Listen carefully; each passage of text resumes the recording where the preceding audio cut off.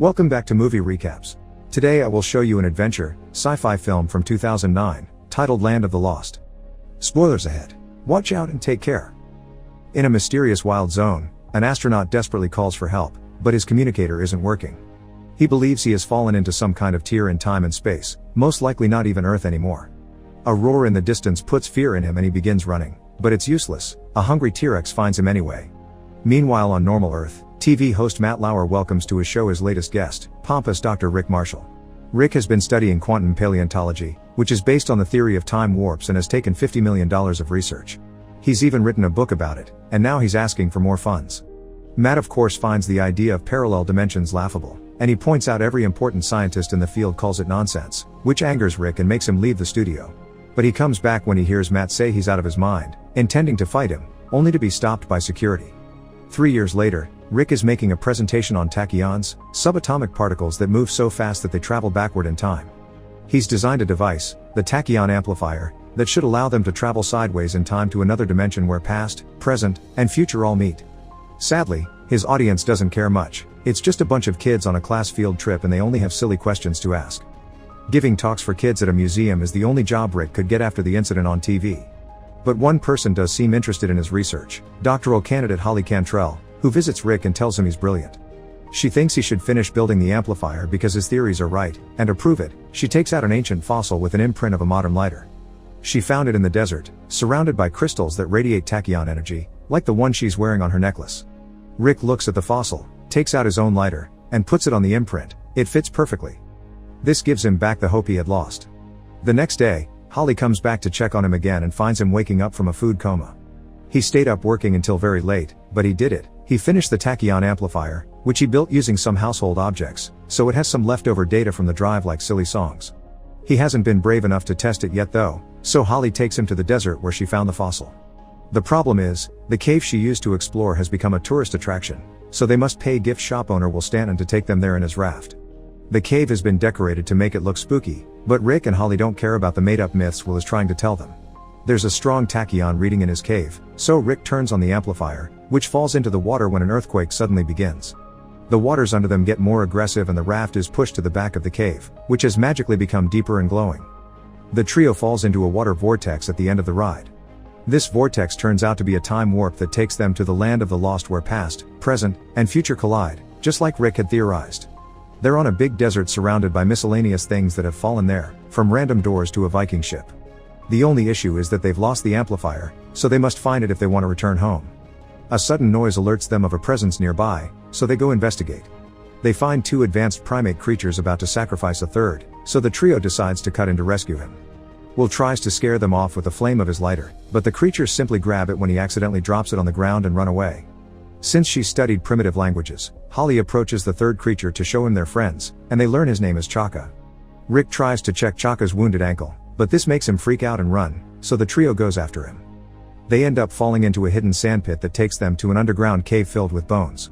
Sentient vines sneak on them from behind and grab them by the waist to hang them on a tree, so the group begins swinging from side to side to try to reach the trunk. A T-Rex appears on the opposite side and tries to eat them, but because of the swinging, he misses them and chomps on the vines instead. This frees the group and makes them fall to the ground, where they immediately start running away into the jungle, where they stop to take a picture of the T-Rex for proof before making their way into a mountain. Chaka has crossed a bridge and is trying to destroy it to stop the dinosaur from following him, so the trio must run extra quickly so they aren't left behind. They cross to the other side just in time, and when the T-Rex sees how narrow the bridge is, it decides the risk isn't worthy and leaves. It changes its mind however, when it hears Rick say its brain is the size of a walnut, so it turns around and jumps over the gap to go after them again. The group begins running once more and enters a different cave with an entrance too small for the T-Rex to go through, so this time it gives up for good. Will is sure the dinosaur has been looking specifically at Rick, and Holly decides to call it Grumpy. Inside this cave, Chaka finds the skeletons of two humans and a bunch of their stuff, including a record player, so they decide to camp there for the night. With Holly acting as his interpreter, Chaka tells them more about his life. He's the prince of his people and has been the victim of a treacherous plot to steal his throne. His only crime is to love too much, and he thinks he's been treated too harshly simply because he's pooped in the village well. Meanwhile, Will wants to put some boxes in front of the cave entrance to avoid being found, but Rick reminds him once again that dinosaurs have a brain the size of a walnut. Suddenly, something hits the cave and makes it shake, and when they go outside to check what it was, they find a giant walnut the T-Rex has thrown at them. The following morning, Chaka brings them some fruits for breakfast as a sign of friendship, but they have spiders inside, because that's what he considers food. The cave begins shaking again when a very bright light appears among the trees outside. Then Rick receives some weird visions of an alien asking him for help. He accepts this request and runs into the jungle with his group following him closely until they come across an abandoned temple with weird-looking statues and some kind of crystal obelisk that has been sending the message to Rick. Chaka is worried about these statues and tries to warn them of the beings hiding in the dark, but they can't understand him, so these lizard-like beings take the opportunity to come out and surround them. Holly takes off her belt in an attempt to use it as a weapon, and that gives Rick an idea. He uses the belt buckle to reflect sunlight on the statues and then the obelisk, opening a portal. They enter, but the beings can't. This portal takes them to a pocket dimension where the alien from Rick's vision, Enoch, hides. He explains the creatures outside are Sleestaks and they are trying to take over the world by using the power of the crystals. To defeat them, he needs the tachyon amplifier to unleash the full power of the crystals. That way he could also send the trio home. Will doesn't trust this guy, but Rick accepts to help. The group goes back to the jungle where Rick makes a miniature map of the area to try to form a plan to find the amplifier. The first step is using dinosaur urine he's gathered overnight to cover up their human scent. Rick showers himself with it twice, but his friends refuse to do it too. The plan turns out to be pointless though, because Chaka shows up then and asks them to follow him to some clues he's found. They return to the desert to an area that Holly images to be the entry point because it's filled with random things, including their raft. When an ice cream truck falls from another time wrap, a bunch of dinosaurs shows up to feed on the ice cream man, including Grumpy and his girlfriend, who are a very territorial species. This means they smell the urine and decide to go after the group. The party begins running in different directions, and Grumpy manages to catch Rick, but he frees himself when his laser pointer gets Grumpy in the eyes and makes him drop him. After hiding in various buildings and vehicles the dinosaurs keep destroying, Rick hides behind a big rock and finds a tank of liquid nitrogen, which he picks up and takes to a catapult that Holly and Will prepare for him. The tank is shot into the female dinosaur's mouth, making it explode in million pieces and revealing the amplifier, which had been in her stomach all along. Before they can reach it though, a little dinosaur tries to grab it, and a pteranodon comes in and takes it to its nest when hunting the smaller prey. This makes Rick give up on their search, and Holly is hurt by this decision because she had thrown her future in science away for following him and his crazy theories. She, Will, and Chaka go back to the jungle to camp for the night, and Holly translates a bit more of what Chaka tells them about his life. He misses his tribe, which is nomadic and lives where food is. The women serve all the men's needs, and as the prince, Chaka has a harem of his own. He thinks they're ugly but they make up for it with nice personalities. Their little chat is interrupted by Rick, who had a lot of time to think and has decided he won't give up. He tries to apologize for his attitude with a song on the banjo while a huge mosquito sucks his blood, which makes him feel tired. The mosquito ends up dying when Rick passes out on top of it. The next morning, Rick doesn't notice the giant welt on his back. He just guides the group to the volcano where the dinosaur nest and the amplifier are. Very carefully, Rick sneaks among the eggs without touching them and reaches the amplifier, which has been playing music all along. When Rick turns it off though, the eggs start hatching, because what has been keeping them asleep is the music acting as a lullaby. Rick can't find a way to turn the amplifier back on, so he starts singing, and his friends soon join him, even Chaka, who proves to have a wonderful singing voice. The baby dinosaurs go back to sleep, and the group manages to escape with the amplifier. To celebrate their success, they return to the desert and have fun in the pool, where Chaka shares some fruits with Rick and Will as it is tradition in his village. These fruits turn out to be opiates, so while the three men wait for the effects to pass, Holly tries out the amplifier.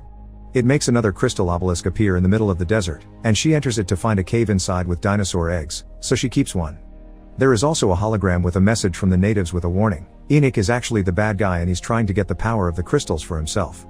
Before Holly can run back to tell her friends though, she's captured by a Sleestak. Meanwhile, the men fall asleep after eating a giant crab that fell in a hot spring and got boiled. The following morning, they discover Holly is gone, so Rick sends Chaka on a mission while he and Will explore the obelisk cave.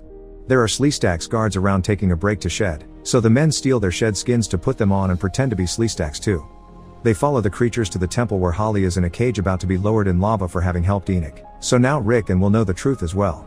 The Sleestaks want to capture them too, so Rick jumps on Holly's cage and begins swinging it from side to side to hit each creature and push them into the lava. The two of them jump out of the cage before it falls and they kiss, then Holly tells them to hurry up and leave before Enoch finds them. There's a little problem though, they had already sent Chaka to get him. Enoch appears then with an army of Sleestaks he's mind controlling with a crystal of his own and steals the amplifier before making Grumpy appear to take care of them.